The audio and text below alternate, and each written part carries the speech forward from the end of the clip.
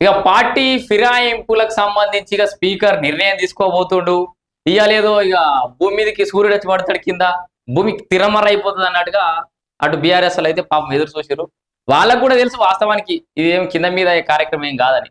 ఇక మీడియాలో జనంతా ఆడావిడి తప్పితే బీఆర్ఎస్ కు ఒరిగేది ఏం లేదు, కాంగ్రెస్ కు నష్టం అయ్యేది కూడా ఏం లేదు. ఎందుకంటే ఇది ఇయ్యాల మొదలైంది కాదు, ఇయ్యాలతో ఆగిపోయేది కాదు. మన వ్యవస్థలు అంతా నిర్వీర్యమైపోయినాయి, అంత చండాలం అయిపోయినాయి, అంతా దరిద్రంగా చేసింది. ఇంకా గత 10 నెలలు ఇంకా దరిద్రం అయిపోయింది. మన స్వరాష్ట్రంలో స్వపరిపాలనలో గలీజ్ చేసేసిండు కేసీఆర్ అండ్ కేటీఆర్.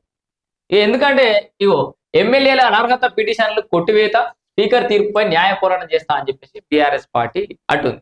ఇలా స్పీకర్ నిర్ణయం ఉండే ఇక ఉప ఎన్నికలు వస్తాయి కావచ్చు, ఈ గూడెం మైపాల్ రెడ్డి, తెల్ల వెంకట్రావు వీళ్ళంతా ఇక అసలు కేటీఆర్ అయితే ఓటు మీద తెల్లారు నుంచే 10 జాగాల ఉప ఎన్నికలు వచ్చుడే తయారు గుండ్రు అని ఆ నియోజకవర్గాల్లో తిరిగి వచ్చిండు.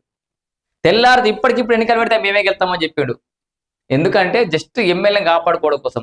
ఆల్రెడీ అది అనర్హత వేటు పడుతుంది, మళ్ళీ ఉప ఎన్నికలు వస్తాయేమో అని చెప్పేసి ఆ ఎమ్మెల్యేలు భయపడడం, కార్యకర్తల్ని ఆ ఎమ్మెల్యేలు కాపాడుకునే కార్యక్రమం అన్నట్టు ఇది. జస్ట్ ఏదో బ్లాక్మెయిల్ చేసి పార్టీ నుంచి పోకుండా ఈ సందిగ్ధంలా ఈ యొక్క ఆలోచనలా కొంతమంది ఊగిసలాడి నిజంగానే పార్టీ మారలే.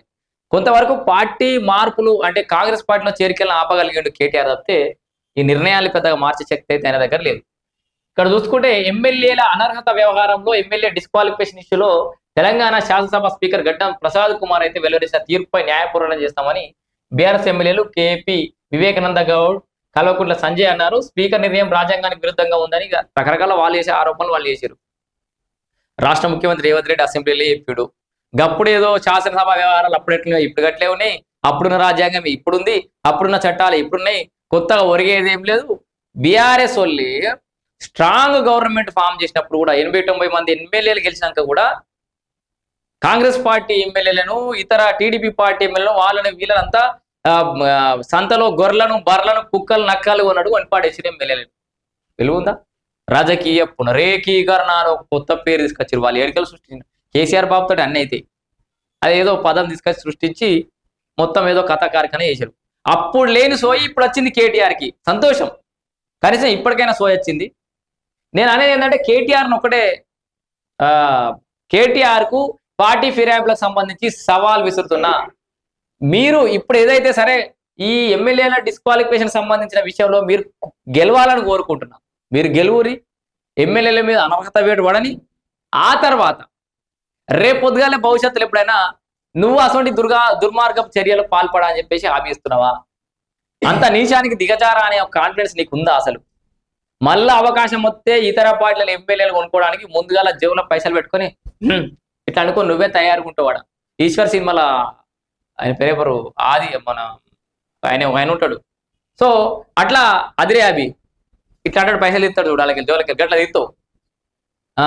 సో విషయం ఏంటంటే ఎమ్మెల్యేలను కొనే కార్యక్రమం మొదలుపెట్టింది మీరే, ఎమ్మెల్యేలు కొనాలనే ఆలోచన తెచ్చింది మీరే, ప్రభుత్వ భూములను రియల్ ఎస్టేట్ పేరుతోటి భూములను అమ్మింది ప్రతి వ్యవస్థను సర్వనాశనం చేసినటువంటి దుష్టయం అనేది ఉంటుంది కాదు, అట్లా మీరే అన్నట్టు. అయితే ఇక్కడ ఏదో ఒరుగుతుంది, ఏదో కింద మీద అవుతుంది, భూకంపం మొత్తం అన్నట్టుగా చేసినటువంటి కేటీఆర్కి చెంపపెట్ట అని చెప్పుకోవచ్చు. స్పీకర్ నిర్ణయం ఏం చేసినట్టు వాళ్ళు పెద్ద పార్టీ మారినట్టుగా ఆధారం లేవన్నాడు. వీళ్ళు ఏమన్నారు, మీకు ముచ్చట చెప్తున్నారు ఏడిపోతున్నారు. ఇవాళ స్పీకర్ కొట్టేసిన సంగతి తెలిసిందే. స్పీకర్ నిర్ణయంపై స్పందించిన బీఆర్ఎస్ ఎమ్మెల్యేలు పార్టీ మారిన ఎమ్మెల్యేలు బాహాటంగా కాంగ్రెస్ తరఫున ప్రచారం చేశారని సుప్రీంకోర్టు కఠినంగా హెచ్చరించేంత వరకు స్పీకర్ నిర్ణయం తీసుకోవాలని, స్పీకర్ నిర్ణయంపై హైకోర్టుకు వెళ్తామన్నారు. ఇక నువ్వు హైకోర్టుకు పోయి మళ్ళీ హైకోర్టులో ఏమన్నా అధికార పార్టీకి ఏమైనా కింద మీద వచ్చినా వాళ్ళు మళ్ళీ సుప్రీంకోర్టుకు పోయి, లేదా మీరు సుప్రీంకోర్టు పోయి పుణ్యకాలం కాస్త గడుస్తుంది. ఈ టెన్యూర్ అయితే ఈ 5 years టెన్యూర్ అయిపోతుంది కాంగ్రెస్ పార్టీ. సింపుల్. మనకు తెలియదా? గతంలో కూడా అనర్హత వేటు ఎప్పుడు ఎన్నికలు మళ్ళీ అసెంబ్లీ ఎన్నికలు అయ్యేటప్పుడు అనర్హత వేటు పడ్డది. ఏం జరుగుతుంది? ఏం జరగదు. అప్పటిదాకా కొట్టించుకున్న సెల్యూట్లు వెనక పోతాయా? అప్పటిదాకా తీసుకున్న కమిషన్లు వెనక పోతాయా? అప్పటిదాకా చేసినటువంటి పరిపాలన వెనక పోతుందా? అభివృద్ధి వెనక పోతుందా? ఎమ్మెల్యేగా వాళ్ళు పొందిన జీతం వెనక పోతుందా? ఏమైతలేదు. పాపం కేటీఆర్ ఫోటో వేయలేడు కానీ, కేటీఆర్ కింద మీద పడ్డాడు కానీ మళ్ళీ కూడా పోతారట వీళ్ళు కోర్టుకు. మీరు కోర్టుకు ఎట్ట తిరిగిరారి, ఏదో ఉన్న ఎమ్మెల్యేని కాపాడుకునే ప్రయత్నం తప్పితే మీకు పెద్ద ఒరిగే లేదు. ఇప్పుడు ఈ రోజు మనం మాట్లాడుతున్న సమయానికి 3 విడతల పోలింగ్ అయిపోయింది. ఏది పంచాయతీ ఎన్నికలకు సంబంధించి పంచాయతీలలో కాంగ్రెస్ బ్రహ్మాండంగా డామినేషన్ చూపెడుతుంది. బీఆర్ఎస్ పని అయిపోయిందని అర్థమైపోతుంది.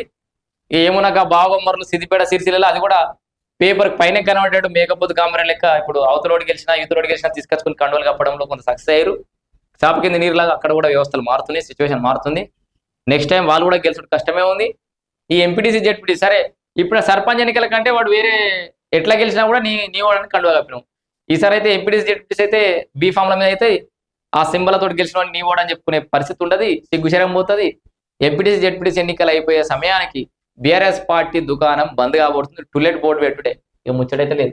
ఇది ఎమ్మెల్యేల అనర్హత పిటిషన్లకు సంబంధించి ఇవాళ జరిగినటువంటి భూకంపం